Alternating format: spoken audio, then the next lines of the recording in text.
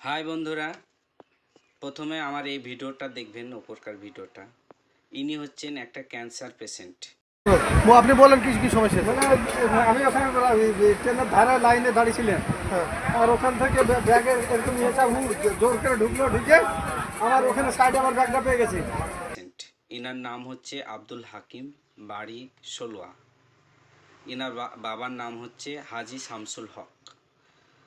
একজন ক্যান্সার আক্রান্ত রোগী কলকাতা শিয়ালদহ থেকে বহরমপুর ফেরার পথ ট্রেনে ওঠার পরই ইনার ব্যাগটা চুরি হয়ে গেছে। চুরি হওয়ার ব্যাগটি ছিল ক্যান্সারের চিকিৎসা, গুরুত্বপূর্ণ কাগজপত্র, ওষুধ ও প্রেসক্রিপশন, মোবাইল, যাবতীয় ডকুমেন্টস।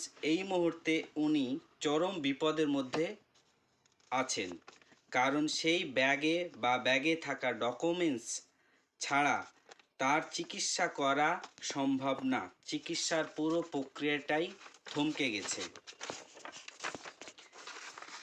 এই ভিডিওটির মাধ্যমে আমরা সবাইকে আবেদন বা অনুরোধ জানাচ্ছি, যেভাবে পারবেন সাহায্য করুন।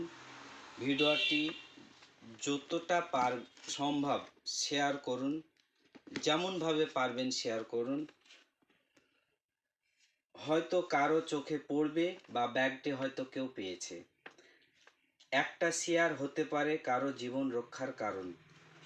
যোগাযোগ নম্বর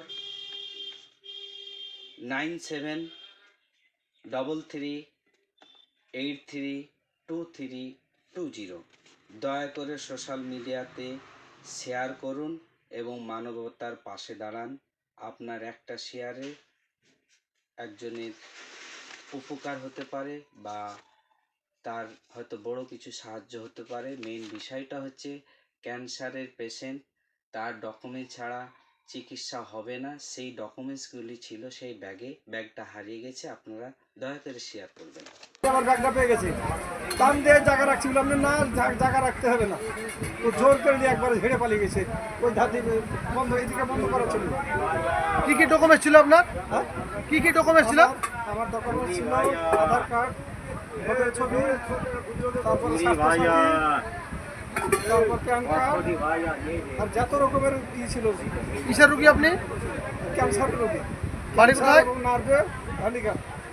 বাড়ি কোথায়? বাড়ি হয়েছে। আপনার বাবার নাম কি? হাজি শামসুল হক। আর আপনার নাম কি? আব্দুল হাকিম শেখ। ঠিক আছে, ধন্যবাদ।